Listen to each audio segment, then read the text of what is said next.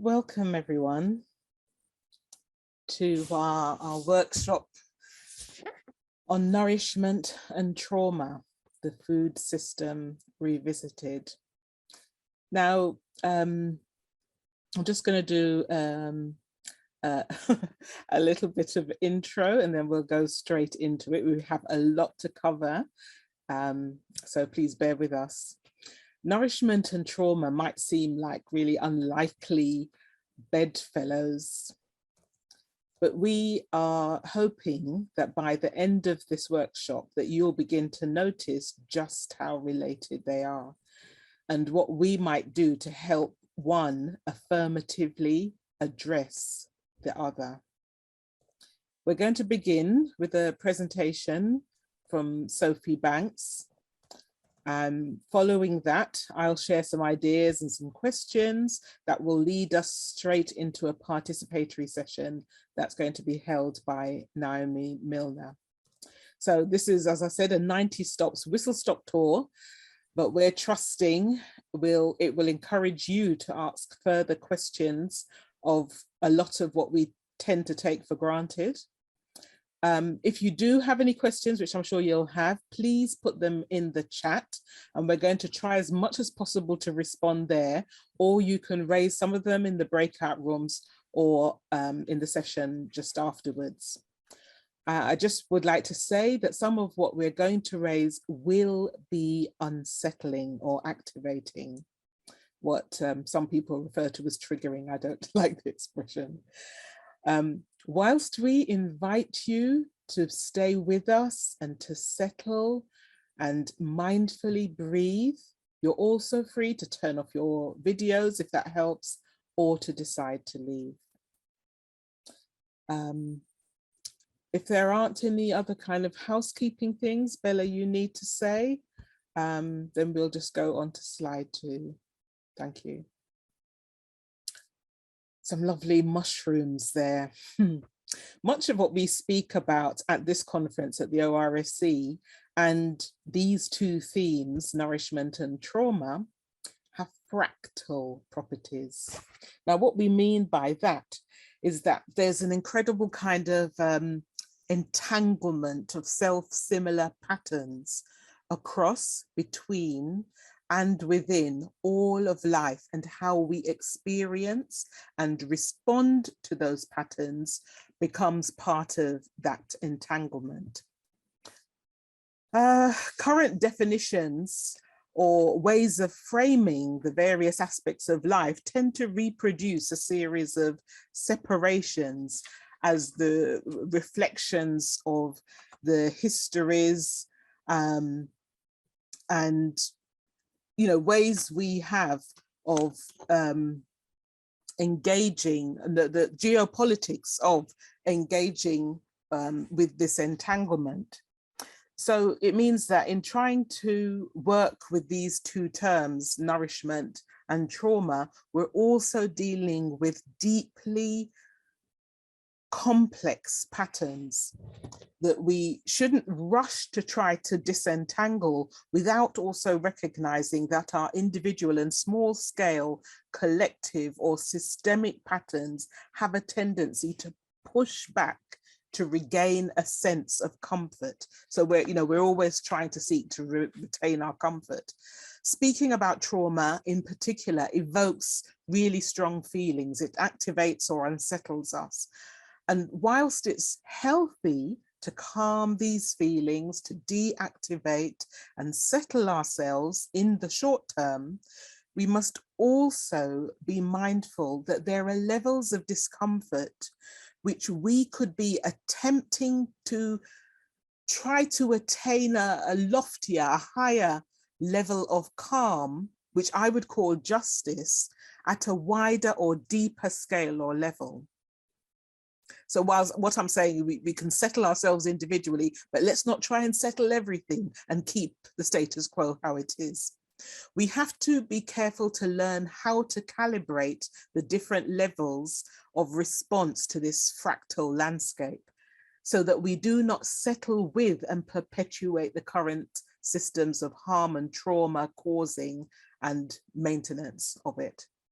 So each of us are going to address different aspects of this today, and we'll also invite you as participants to contribute ideas to what we've raised and to join us subsequently to this in further sessions beyond ORFC, where we hope to go into a much more detailed and personal exploration that works with each participant and all the things that come up from exploring the impacts of trauma in this construct that we refer to as the food system, and how we can expand our notions of nourishment to move towards longer term and sustained healing.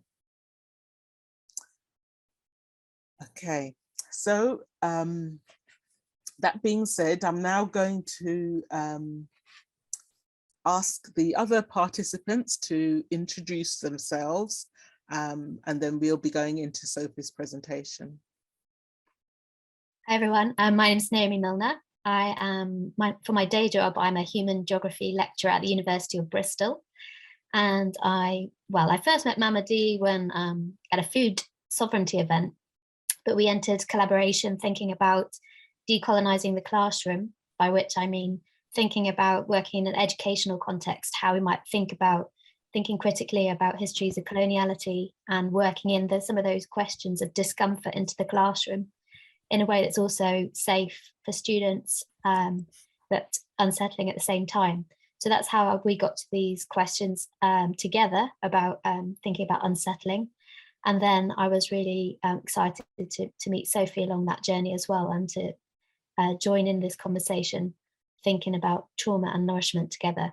So I'm an educator, and I'm involved in writing and research around the food system as well as in relation to conservation. I'm also involved in practical aspects of the food system as well, through simple things like permaculture. Sorry, not to imply permaculture is simple, but my way of engaging with it is quite small scale. And in Bristol, I get involved with community gardening as well. Nice to meet you all. And over to Sophie. Thanks, Naomi, and thanks, Mama D, for introducing us. So yeah, adding my welcome to everyone. Great to have people interested in this topic and this putting together of ideas. I'm not a food person, so my background and my contribution to this is more kind of how to bring inner worlds and insights and understandings from inner worlds into different areas. I was a therapist at one point, and particularly interested in systemic understandings of what happens inside human beings and how that creates and shapes the systems that we're part of. So very much like Mama D sort of seeing how the same sort of patterns that exist inside us are also there in the systems that we create and in the world around us.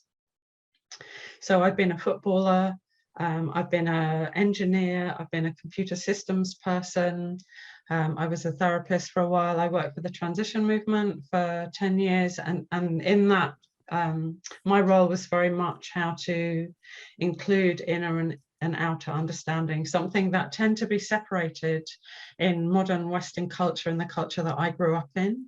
But actually in many, many cultures around the world that have lived through time, that would be a very, very strange thing to do. The idea that we would separate what happens inside us, or consciousness, or our sense of spirit, from the physical, perceived, touchable world. So yeah. We're going to start just by a little bit of coming back into ourselves. So as Mama D said in the introduction, you know, if we stay entirely in our comfort zone, that's not really the intention. The idea is to bring in new ideas that might disturb things that that feel kind of more comfortable.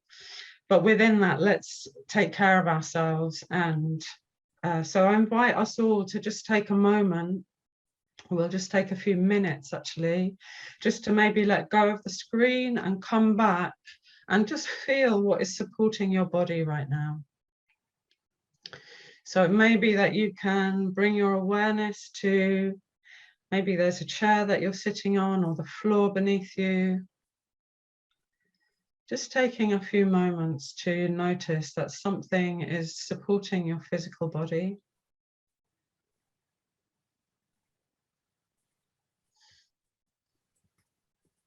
We might invite that quality of settling.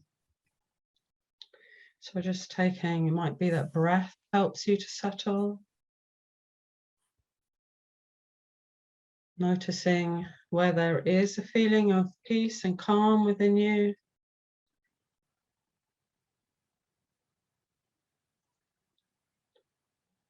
And noticing if there are places in your body where there's tension or activation,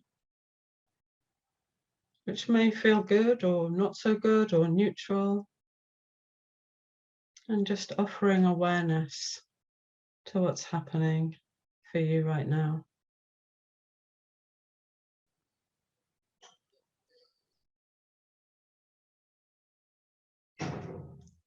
We might use the word, resource or support. What supports you in this moment? So it might be that we can sense breath as a support. Like I said, the chair, but there might be other things that are a support. Maybe you have a practice for coming back to yourself and feeling more resourced, or a sense of well-being, of calm. It may be that closing your eyes and coming inwards helps with that. It may be that looking around the room and just noticing. So take a minute or two, just experiment. If you see in the room, or maybe there are things that are helpful to touch, might be that there are places in your body that it feels good to just hold or offer some soothing touch.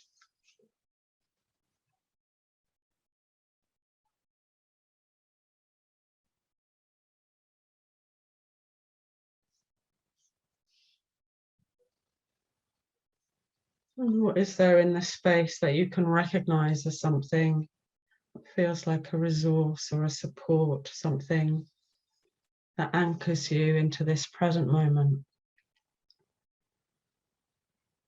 And just noticing one or two things. So one thing I have on my desk is a stone that's very smooth, and sometimes I can just pick that up and feel it connects me to a sense of the sea, the beach where I found it. I'm just taking a moment, another minute or so in silence, just to keep settling, finding calm.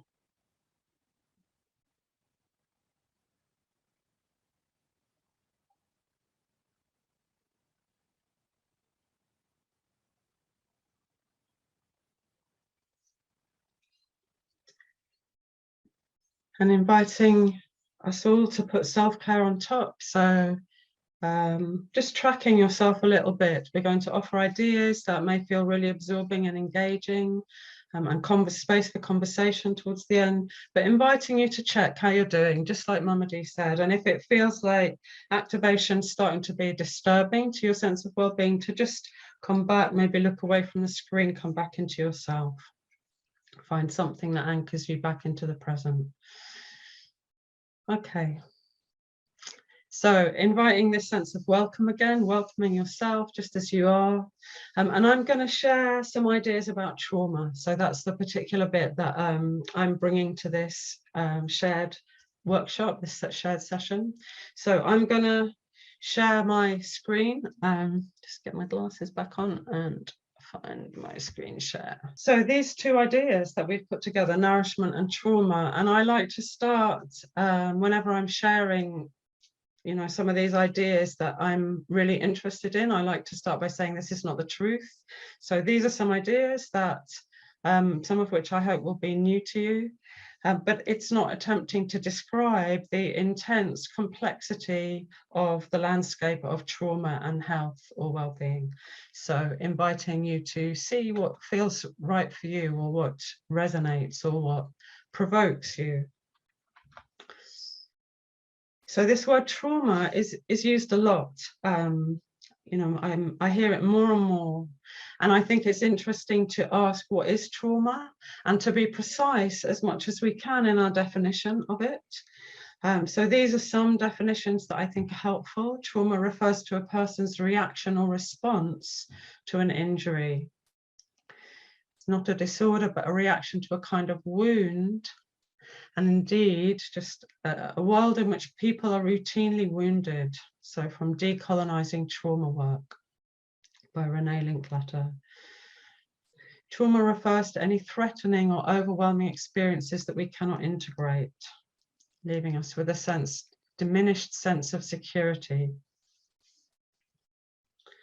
And here's another one that I think is really interesting. Trauma, decontextualize it in a person, looks like personality. Trauma decontextualized in a family looks like family traits. Trauma decontextualized in people looks like culture, from Resmaa Menakem, who wrote My Grandmother's Hands, one of the books that we've suggested as further reading. So here are some ideas about trauma, and I'm going to do a sort of presentation. It feels in a way very odd to put ideas about trauma into boxes and diagrams. You can tell sometimes that I used to be an engineer, but I think sometimes having kind of diagrams and maps can help our mind to understand things where there can be a lot of charge or a lot of different responses. So here's some ideas about trauma. Trauma starts with an injury. Something happens to a person. We're going to stay with the human experience for this bit of the presentation. This is, I think, is a really helpful idea. If there is repair or healing, there is no trauma. I came across this idea when I was working in a centre for people that had been sexually abused. So the idea that it's not the injury, the event, the initial harm that causes trauma, and in fact, the fact that, you know, the times when something harmful happens but we recover can actually increase our resilience. It can increase our sense that we face challenging situations, but we come back to a place of well-being. So here is what I think is a helpful insight about trauma, is that it's two stages. There's an injury and then there is no repair. I think it's interesting to ask that whether we expect there to be a repair, you know, whether we expect life to hold us. We expect our communities, our families, those around us to help us to come back from an injury. But anyway, so this second stage, the absence of the repair, leads to something that we might call trauma. And now there's a lasting impact on the person or the people that have been harmed. So this is the second insight that I think is often missed or may not be included in definitions of trauma, that trauma is never an individual issue, it's always a landscape. And we might, you know, look at the context in which the injury happens, like, why did this thing happen? So it might be a war, it might be a sexual abuse, it might be a road traffic accident, it might be colonization of a particular people in a particular place. You know, why does it happen? And is this kind of harm normalized? Is it repeated? Is it justified? Is it explained by something? So there's always a context. And of course, there are some shocking and overwhelming incidents that are natural disasters that aren't necessarily caused by a social context. And then the second part is, you know, what's the context in which the repair doesn't take place? Why isn't there a repair? And this part in particular, I think, is helpful to see. We can't usually come back from a trauma on our own. We often need support because the shock in our system stops us from accessing health in the way we used to be able to do. So this idea that we need to be pulled back into life, we need some sort of healing from outside of ourselves, for me makes it really clear that trauma is not just an individual issue. There's always an issue of why did the healing not happen? You know, why was there an absence of that repair? So these are two insights about trauma. And I'm going to go on, and this is a bit of a whistle-stop tour, like we said at the beginning. So I'm going to share, again, some sort of ideas about the landscape of trauma and how we might think about it or inquire into it in a wider landscape of culture. This first part is going to look at 3 parts that might be said to exist after a trauma. And these ideas come from Franz Ruppert, who's a German constellator and therapist and medical doctor, who's done a lot of inquiring into trauma. He suggests there are 3 parts that exist after a trauma happens. So we're just going to have a brief look at those. The first part he speaks about is the traumatized part, and that's the part that actually holds the experience of something that was overwhelming to the system. So the nature of trauma is that it's not just something stressful or difficult, but something that actually overwhelms an individual or a people or a group's capacity to cope. There'll be feelings of terror, pain, isolation, powerlessness. And that experience of being overwhelmed is somehow split off and kept out of awareness. You know, for me, this is one of the most extraordinary things that humans can do, maybe other sentient beings or other beings can do, is to put something that's happened out of our awareness in order to go forward. So keeping trauma out of awareness isn't a problematic thing in itself, it's a skillful survival mechanism. So the second part we might call the survival part. That's Franz Ruppert's term for it. And this part is attempting to survive at any cost in a world that now feels frightening because dangerous things happen or overwhelming things happen, but also frightening because there is no system or there is no healing or repair when something happens. So here's the survival part. It has a residue of the nervous system states that happen during the trauma. We're going to look a bit more at those in a minute. It may, in order to keep the trauma from overwhelming the person or the group in the future, it may deny that the trauma ever existed. It may minimize or you know, say that wasn't really that difficult. It just was the thing that happened. It may be under or overreactive to present threats. So it loses its capacity to perceive threats accurately and respond appropriately because there's either an over or an underreaction. And it creates strategies to manage life, which might be things like addictive patterns. You know, if I lose my capacity for real intimacy with life because in some way my basic trust that life holds me, that those around me are also able to stay in close, intimate contact with life as it is, I may go for a substitute. Instead of, you know, seeking real intimacy, maybe I seek some sort of connection without really taking me to that place where the trauma happened and I lost my sense of deep trust and connection to the world. So the third part that Franz Ruppert suggests is the healthy part, which is really important, that after trauma, there's still health in the person. You know, that could be me, that could be someone, that could be a group or a people. So there's some part of the system that still can see the whole picture. There is trauma here, there are survival strategies, there is distortion, and there also is health, there is resource, there is love, there's the possibility for things to change. And this healthy part, what Franz Ruppert says is this is the part that's able to create healing or positive change. So the survival part is stuck in just trying to survive. The trauma is frozen in the moment of the trauma, still experiencing it in the present. And the healthy part is the part that's in touch with the present and can see all of what's happening and connect with others and, you know, initiate or be part of repair.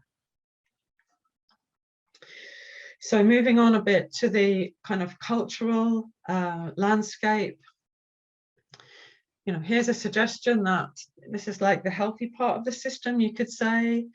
In our nervous system, this is a flow between sympathetic and parasympathetic, between action and rest, social engagement. Stress comes into this system. And when there's significant stress, we have these activated responses, flight or fight.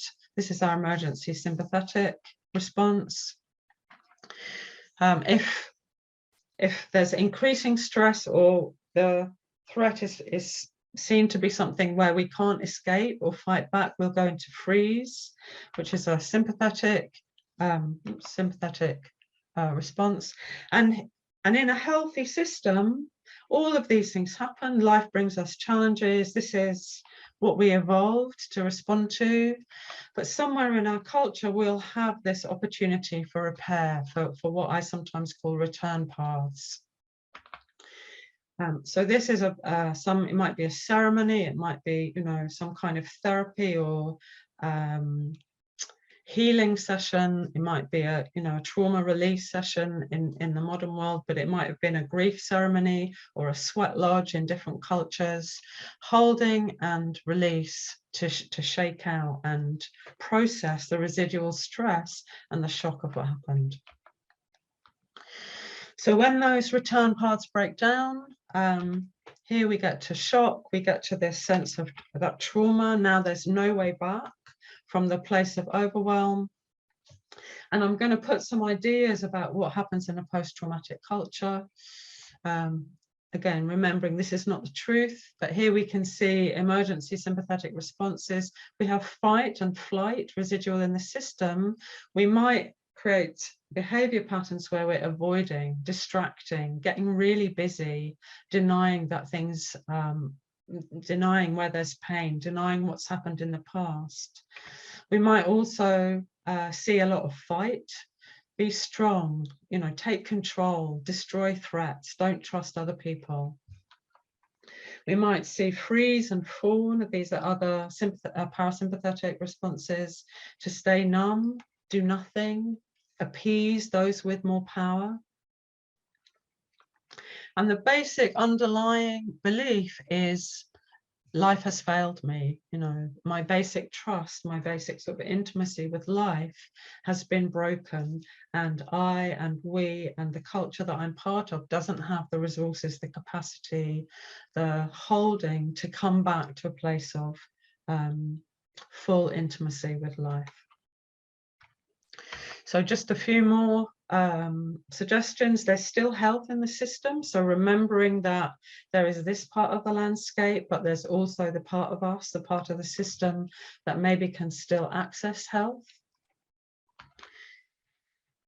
What might the dynamics in such a system be? You know, underpinned by trauma.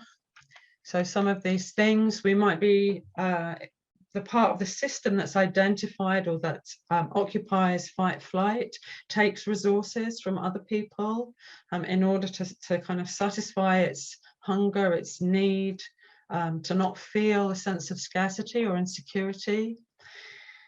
These feelings that maybe we can't cope with, if I can't cope with this feeling of failure or shame, maybe I'll put that into somebody else's body or somebody else's landscape or some other species so that I don't have to feel it. Some of the things I've mentioned before, you know, we might avoid, deny, minimize, persecute other people. And there might be places in me, parts of the system that are in fawn or freeze. But as this system kind of orients, for me, this might explain why systems of oppression, systems of marginalization are something that happen not just in one human culture, but in many and to different extents. So part of the system that maybe has more energy, that's identified with fight and flight, can put its pain that it can't deal with into the bodies of others. Is that true? Is that why that happens? Takes resources. And now we might see, you know, some of these systems of harm between humans, between human world and the non-human world, and so on. So I think this is very related to systems of power and privilege. And this is not the truth, isn't it? And these are just ideas. So one of the parts of this system that I feel particularly interested in is how do we relate to pain and grief? Part of my work is grief tending. So in this kind of dysfunctional system, as Resmaa Menakem says, he talks about dirty pain, that pain is recycled through the system. Rather than healing it, it gets passed around from one body to another, or one group of bodies to another. So if we have this kind of sense that there's a possibility of healthy culture on the left, there's unhealthy dynamics simplified on the right, you know, what might be return paths? You know, how can we take parts of the system that are locked into dysfunctional patterns, underpinned by trauma, perhaps other things? How can we create healing paths? And what does this have to do with the food system and our relationship with it? So I'm gonna stop there. I invite us all to just take a breath. So there's a lot in what I've shared.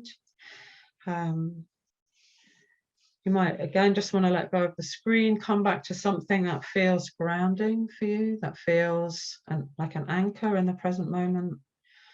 Just taking a moment to check in with yourself. How am I doing right now? And I'm handing over to Mama D. And if you feel to just put a few words into the chat of how you are, how anything that's landed with you, it might be that there's a word or a sentence of, yeah, anything that's strongly with you that feels helpful to just name before we carry on. You're really welcome to add that to the chat. Thank you so much for that. Thank you so much, Sophie. And definitely that presentation of Sophie's, as one who has attended a few of hers, is really scratching the surface. We could be here for the entire 90 minutes to really go into the different parts and ways of looking at trauma that Sophie has to present, has to share with us. So yes, in your out breath, perhaps, I'm inviting you, everybody here, to just take a moment, a quick moment, and also write in the chat how you understand, how you experience nourishment. So we've talked about trauma. We're moving on to thinking about nourishment. And I'd like to hear from you how you experience nourishment in the chat. And when you're thinking about that, if you want to think about nourishment in the context of what we are calling the food system. We're here at ORFC to discuss a whole cornucopia of ideas to do with the food system. So in relation to this thing called the food, which is being called the food system, how do you experience nourishment? I can see lots of interesting ideas there, different ways of connecting, feeding the soul also with love and joy, reciprocity, loving people and the soil, cooking for friends and sharing, drawing, trees that tend, sensory joy and gratitude, connection, connectedness. So it's good we have all these feelings as resource. It's really important, and I'd like you to think about all of this as resource. and put it back into the presentation that you just heard on trauma. What are these resources? Sophie, can I ask you to share your screen? Share my screen, you know, share my slides.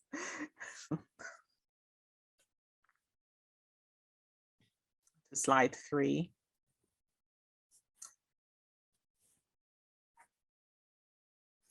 So I just want to do just a quick tour to think about experiencing nourishment differently. So we've understood that we're complex and each of us unique beings, and we experience things personally and collectively. Yeah, different layers of collectively within one's kind of eco-culture, in one's family, in a community, as part of general society, as part of a nation, if one is going to understand oneself politically, part of the earth, you know, part of this part of the cosmos, a cosmological being, so many different scales. Nourishment definitely doesn't have to be just about nutrition. You've evidenced that in things that you've said in the chat. It's definitely not just about the mouth. It includes things, all of the things that you've said in the chat, but also things like memories, sharing in different ways, knowledges, and a whole host of cultural resonances. But if we were going to talk about the senses through which, the 5 senses for the moment, through which we experience certain forms of nourishment, we can't even individuate them, because there is something called sensory pluralism. Our sight is so connected with our other 4 senses. Our hearing is connected with so they're so deeply interdependent and intertwined that it actually is quite foolish to think about them as separate senses. But there is a way, a cultural way actually, in which we have decided to fragment elements of our life, perhaps not usefully. Next slide.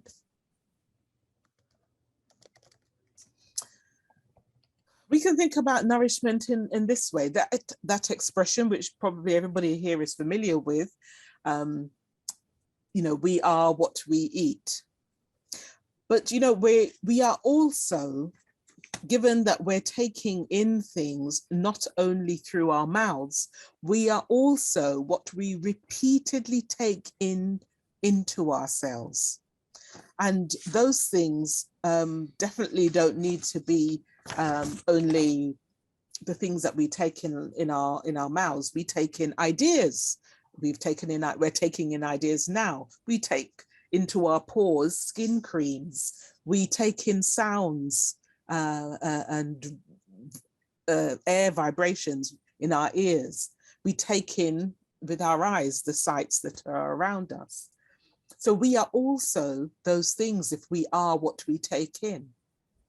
And then we as human bodies and other bodies also do this. We calibrate this taking in and coming out. We're always becoming. We never stop. There's no still point at which that was Mama D. That is Mama D permanently. There is that was Mama D, and there's Mama D tomorrow. And this, even right now, there are changes taking place. We are always becoming, and our whole environment is becoming us as we are also becoming it. Yeah, just stop to think about that. So we are actually in a circular ecology. We are that. We often campaign about circular economies and all this kind of thing, but we already are a part of it. What is the problem is that we haven't ensured that inputs and outputs and processes are in balance. We haven't assured that ourselves and others that the net effect is not toxic. Yeah, so because we have we frame a series of separations and separateness, it's very hard then to understand that circular ecology which we are a part of. Next slide. So we can think about this in what I've written here. When we take in whatever it is on a daily basis and a moment by moment basis, if it contributes to our health and well-being and that of our families and that of the neighborhood and that of all other sentient beings on the planet and in our rooms and in our spaces and that of the whole planet, then and only then can we describe what we take in as food. Because if it doesn't satisfy all of those things, it's poison. So when we think about the state of what we call the food system, would we rather call it a toxic system? Because it doesn't ensure, whilst it, there's a great deal of campaigning about how much it needs to contribute to our health and well-being, and maybe that of our families, it doesn't necessarily always ensure that. And it's the giving aspect, it's the ability to nourish as well as be nourished that ensures this circularity. Yeah. So that if we need to be understanding nourishment, not as something as we receive, but also what we are passing on. Yeah. So when things move through us, yeah, we need to think about the long fate of them and the impact at every level of our beingness. So it becomes nourishing after it leaves our bodies or our homes or our neighborhoods or our nations or our planet. Now, are we thinking about that when we're thinking about food system, or do we just relegate that to other people and other categories that we framed, which are outside of, our domain? And next slide. I was thinking about this in a table form, and I haven't reproduced the whole table here, but if we just look at the eyes and understand that, there is something that is going on in terms of nourishment with the eyes. It's about what we see around us, our vision. Affirmatively, we might think about the visual aesthetics, the pleasant views of people and earthscapes, the wide spectrum of colors, concordance in things, coherence within homes and the spaces that we use at all times. And destructively, there are, there's the opposite, the spoiled landscapes, uninspiring views, horror, destruction and wreckage, monotonicness in the environment, discordance in and outside the home and all the spaces that we use. Imagine if we were to think about that for each of the sensory organs. So we're thinking about the eyes, the nostrils, the ears, the skin, the pores all over our skin, but also thinking about us as part of, as being social animals, our families or our communities or our societies and all our sentient, our eco-cultures, our sentient connections. Yeah. If we were to look at these things, the looking at how we are nourished or not nourished, or how destruction is happening, we would have to be a whole lot more detailed about describing the system of nourishment, which we use a shorthand to say, call it a food system, when we're really only talking about a really narrow part of what constitutes nourishment. Social workers are part of the food system, but we fracture everything into different categories that end up not making sense. So, if we think about throughputs and what we take in with our eyes, for example, what are the longer term consequences for our taking in of constant bad news or horror movies? Where does that end up? What's the equivalent to the landfill for taking in bad stuff with our eyes? Do we calculate that when we're doing, environmental cost accounting, whatever it is, true cost accounting? Are we really taking in all aspects of our nourishment system? So I'm going to show you a really short set of slides and a short film. I would like you to really pay attention with all of yourself. It's a very, very short film.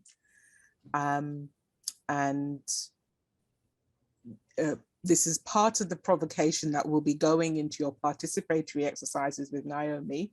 So I would really like you to pay attention. I may play it twice because it's that short, just in case you miss anything the first time around.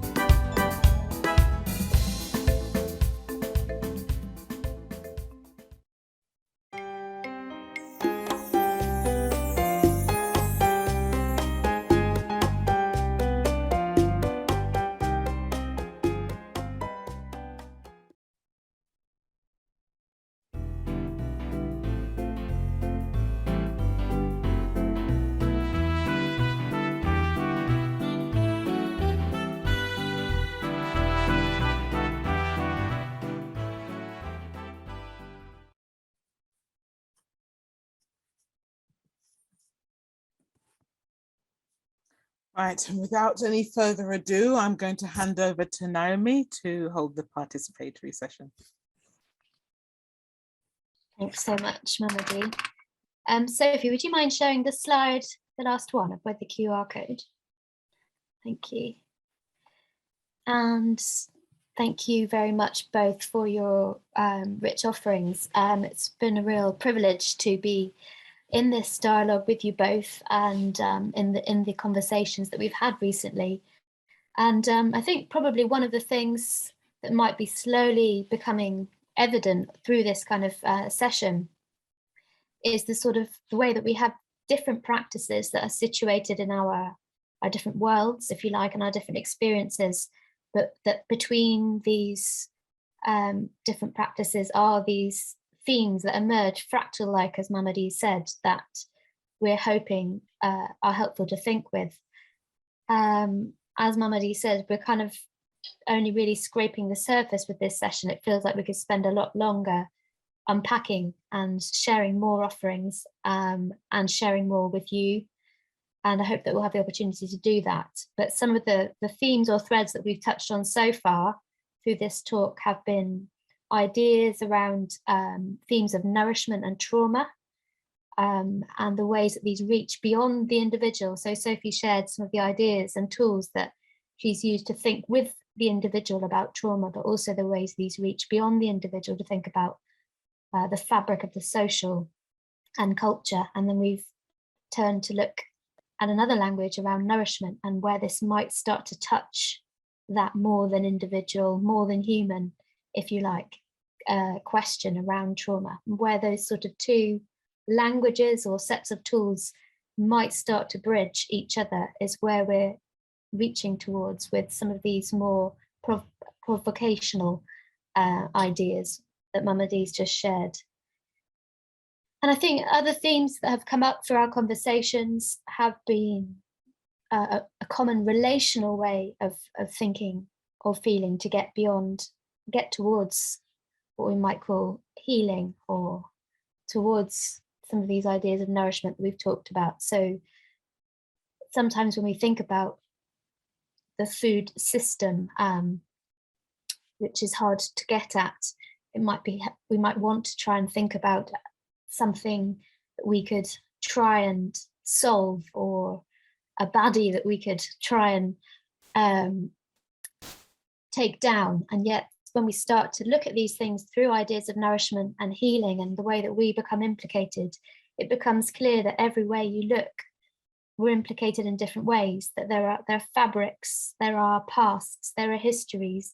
It's quite hard to get at, but there is a relationality to it, and we might need different tools to get at, different tools to heal ourselves.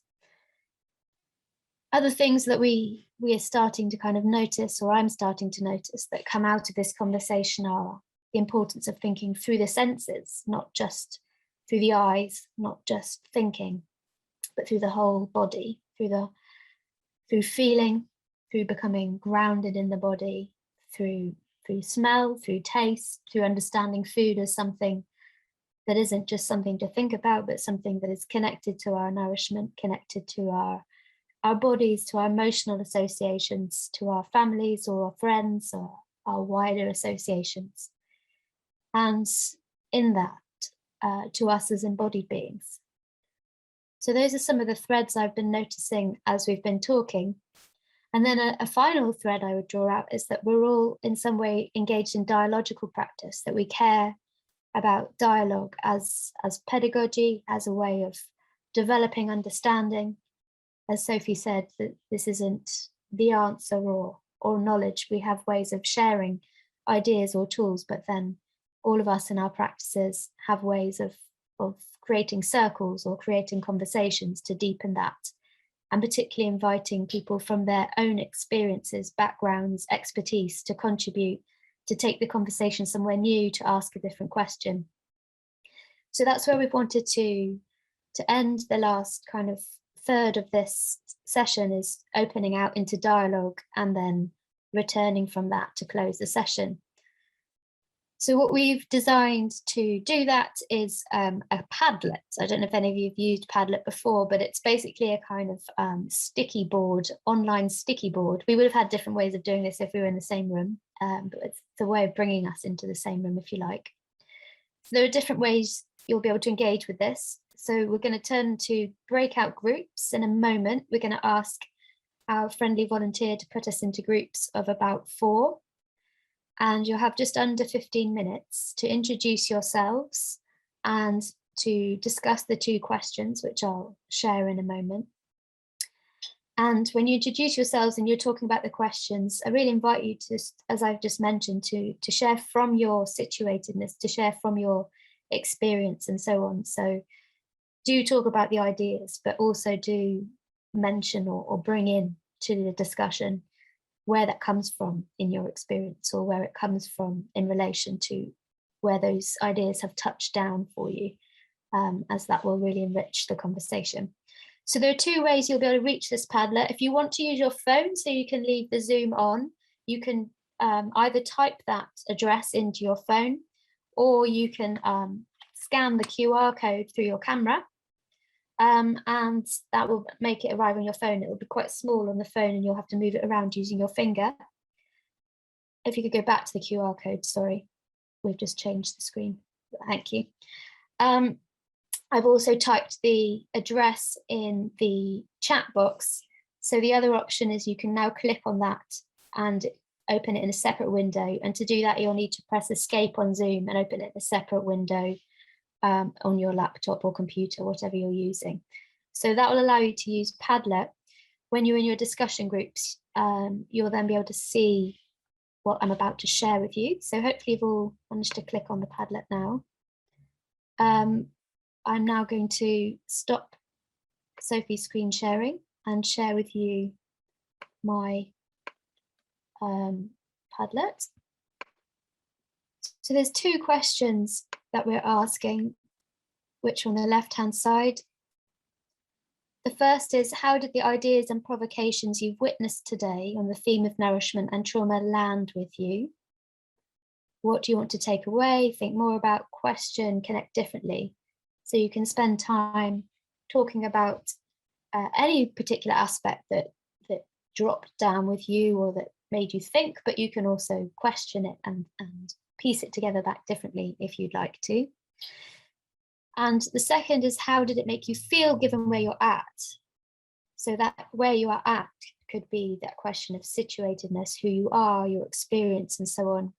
And you might want to think about contradictions that show up through that lens of nourishment and trauma, fresh desires, tensions, etc. Thinking particularly about, again, this broad question of the food system, which we might want to even unsettle as a way of thinking, but we are at the ORFC, so that's what's in focus.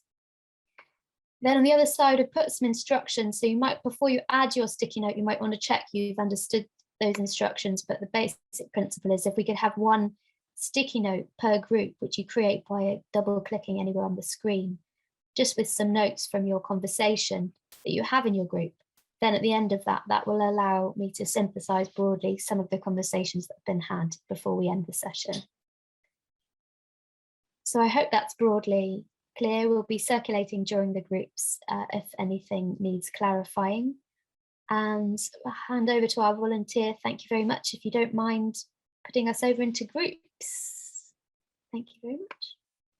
Welcome back, everyone.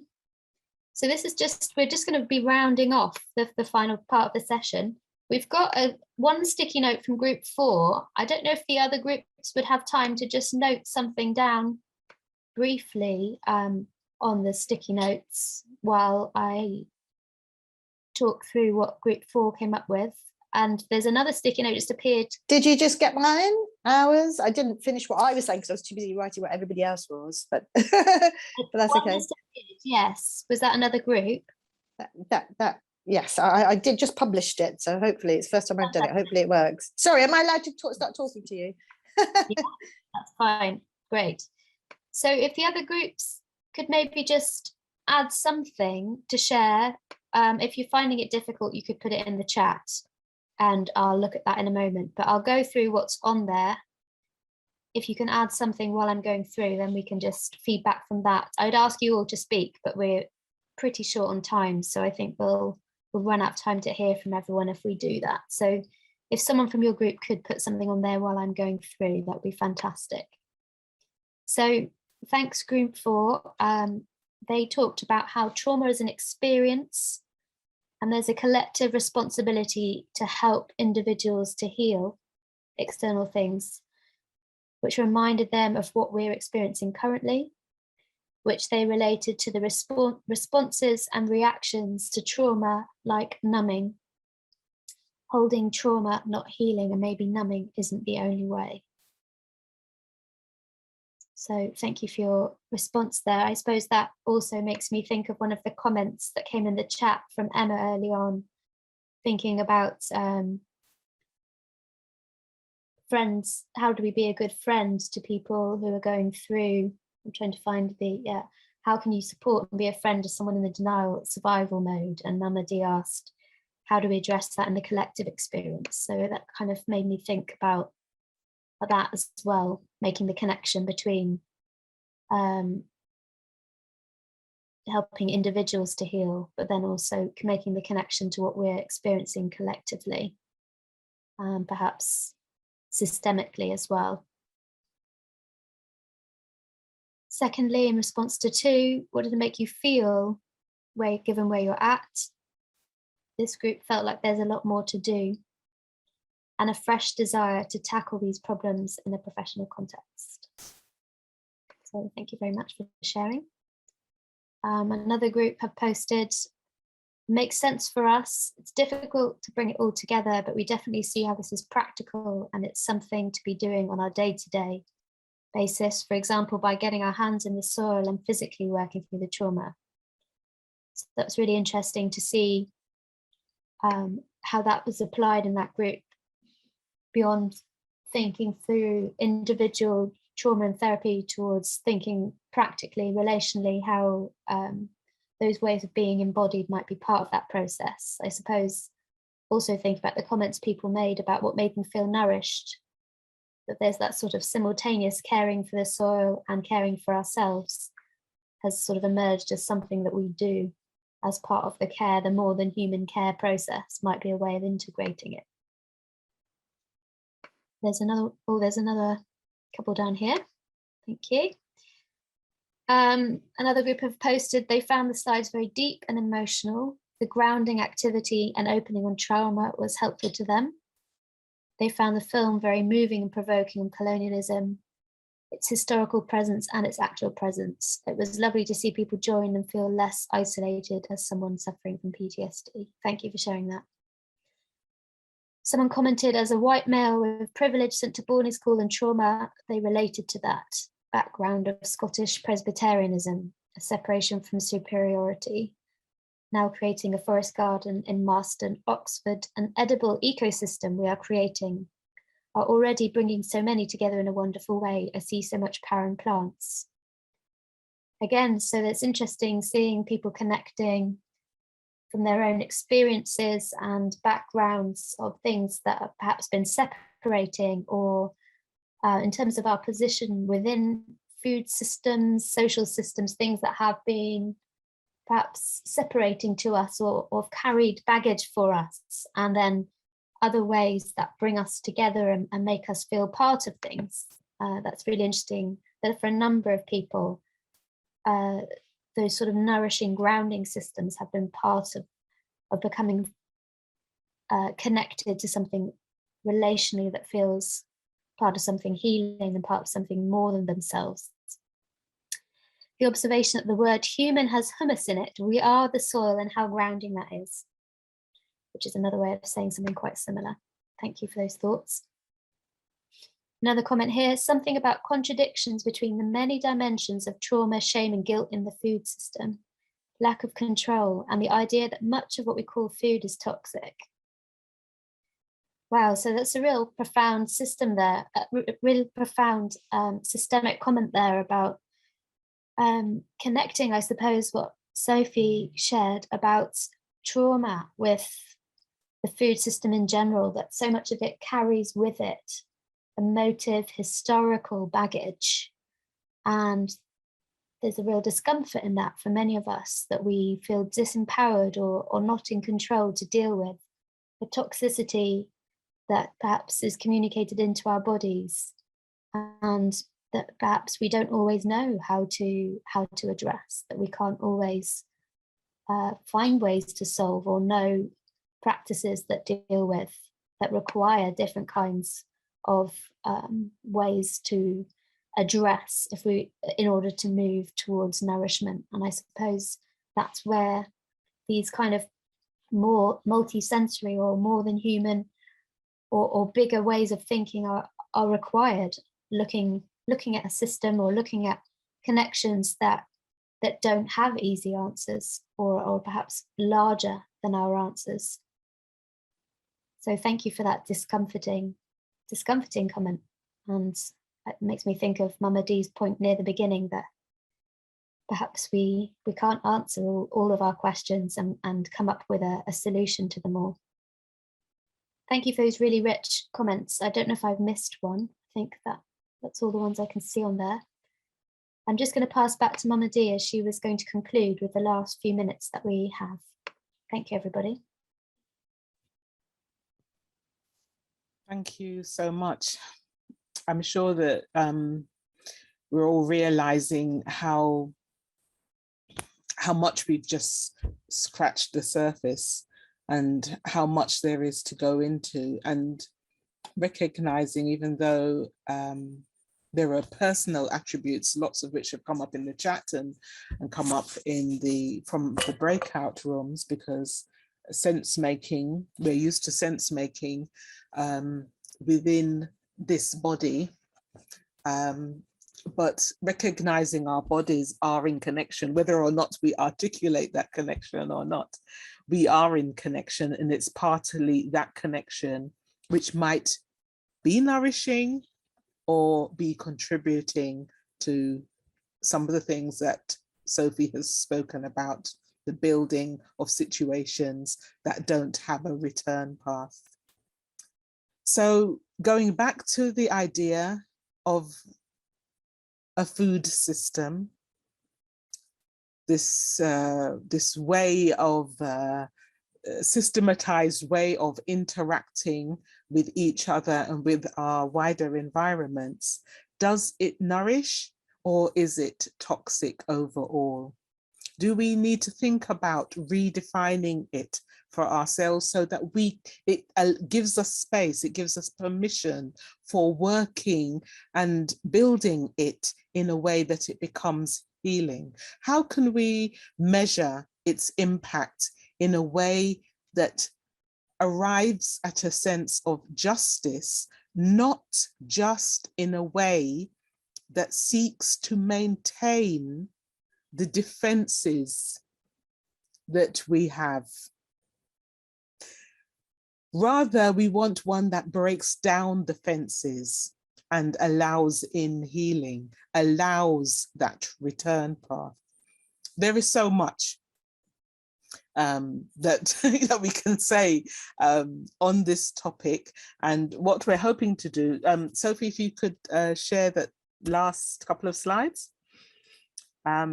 What we're hoping to do together, and we welcome anyone who would like to join in this work, because it is a work of connection.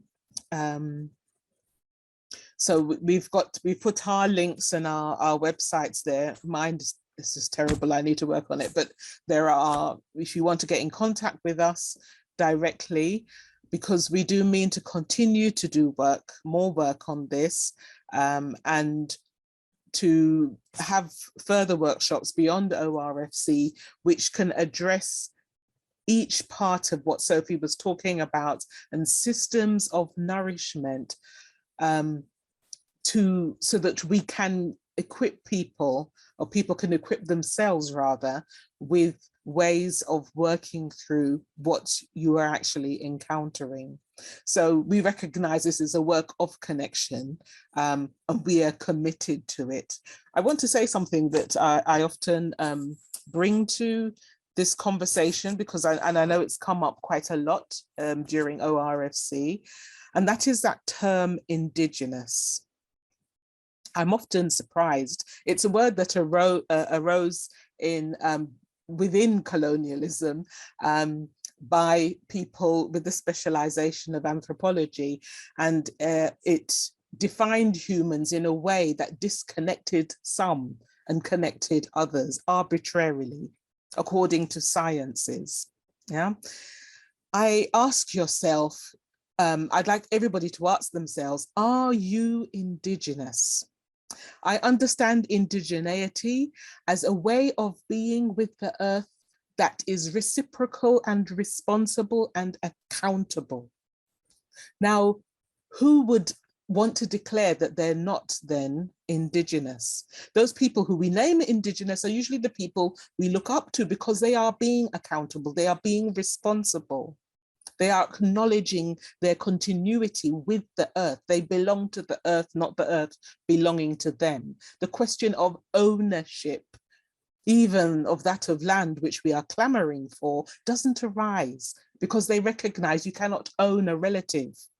You cannot even farm a relative. You can only cultivate relationships. Yeah. So the movement of de-traumatization in some ways is becoming indigenous and recognizing we are all indigenous, unless some of you know you come from another planet, in which case you're still indigenous to the universe. But in terms of indigeneity to earth, we are all earth beings, and we should all hold, or can have the possibility of holding, accountability, responsibility, and relationship with earth. Okay. And to me, this is a way of moving towards and allowing in what Sophy terms a return path to healing. So thank you so much for staying with us. There are some books, there's some another slide with a list of some books that we were recommending. Some arose during Sophy's presentation, which I hope you've noted as well. And yeah, do get in contact with us if you'd like to join us in this work of building return paths effectively. Thank you so much, everyone. Yes, thank you too. Thank you.